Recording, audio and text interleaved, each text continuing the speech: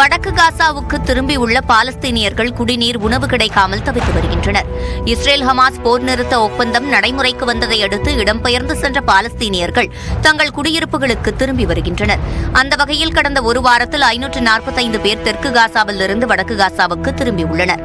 ஆனால் உணவு மற்றும் குடிநீருக்காக நீண்ட தூரம் செல்ல வேண்டியுள்ளதாகவும் வாழ்வாதாரத்தை இழந்து நிற்பதாகவும் அவர்கள் வேதனை தெரிவித்தனர்.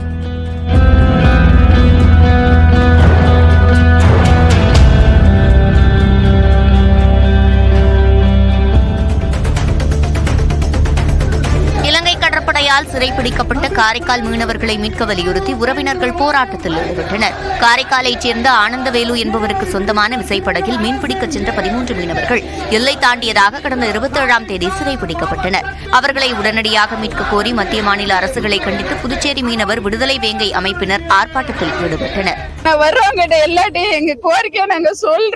செய்யறோம், நாங்க செஞ்சு கொடுக்கறோம், நாங்க முயற்சி பண்ணிட்டு இருக்கோம்னு சொல்றாங்க. ஆனா எந்த அளவுக்கு இந்த நடவடிக்கை போகுது, முயற்சி பண்ணிட்டு இருக்காங்க எங்களுக்கு தெரியல. எங்களுக்கு உடனடியா எங்க படகையும் எங்க ஆளையும் மீட்டு கொடுக்கணும். 2025ஆம் ஆண்டுக்கான JEE முதன்மை தேர்வின் முதல் அமர்வுக்கான விடை குறிப்பை தேசிய தேர்வு முகமை வெளியிட்டுள்ளது. மத்திய அரசின் கல்வி நிறுவனங்களான NIT, IIT உள்ளிட்டவற்றில் சேர JEE தேர்வு அவசியமாகும். இந்நிலையில் கடந்த ஜனவரி மாதம் நடைபெற்ற தேர்வின் விடை குறிப்பு வெளியாகியுள்ளது. தேசிய தேர்வு முகமையின் இணையதளத்தில் விடை குறிப்பை பதிவிறக்கம் செய்து கொள்ளலாம் என்றும், விடைகள் தொடர்பாக முறையீடு செய்ய பிப்ரவரி 6ஆம் தேதிக்குள் 200 ரூபாய் கட்டணம் செலுத்தி மாணவர்கள் விண்ணப்பிக்குமாறும் தேசிய தேர்வு முகமை தெரிவித்துள்ளது. ஆஸ்திரேலியாவின் குயின்ஸ்லாந்து பகுதியில் வரலாறு காணாத வெள்ளப்பெருக்கு ஏற்பட்டுள்ளது. இதனால் நகரின் பல்வேறு பகுதிகள் வெள்ளக்காடாக காட்சியளிக்கின்றன. பல பகுதிகளில் மின்சாரம் துண்டிக்கப்பட்ட நிலையில் பொதுமக்களின் இயல்பு வாழ்க்கை முடங்கியுள்ளது. கடந்த 3 நாட்களாக நீர்வரத்து அதிகரித்திருக்கும் டவுன்ஸ்வில் உள்ளிட்ட பகுதிகளில் வெள்ள அபாய எச்சரிக்கை விடுக்கப்பட்டுள்ளது. மேலும் 2 நாட்களுக்கு மழை எச்சரிக்கை விடுக்கப்பட்டிருப்பதால் மீட்புப் பணிகள் தீவிரப்படுத்தப்பட்டுள்ளன.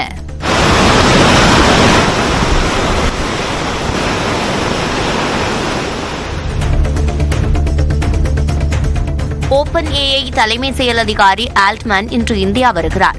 டெல்லி வரும் அவர் இந்திய அரசின் மூத்த நிர்வாகிகள் மற்றும் தொழில்துறை தலைவர்களை சந்திப்பார் என தெரிகிறது. அண்மையில் சீனாவின் DeepSeek செயற்கை நுண்ணறிவு தொழில்நுட்பம் AI துறையை ஒரு உலுக்கிய நிலையில் ChatGPT-யை வலுப்படுத்தும் நோக்கில் ஆல்ட்மேன் இந்திய பயணம் இருக்கலாம் என கூறப்படுகிறது. கார்த்தி நடிக்கும் புதிய திரைப்படத்தில் வடிவேலுவை இணைப்பதற்கான பேச்சுவார்த்தை நடைபெறுவதாக தகவல் வெளியாகியுள்ளது.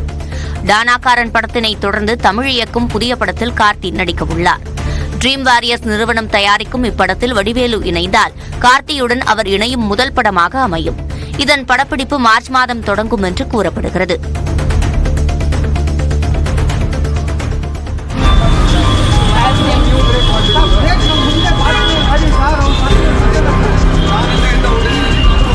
பெங்களூரு சாலையில் முன்னாள் கிரிக்கெட் வீரர் ராகுல் டிராவிடின் கார் விபத்துக்குள்ளானது.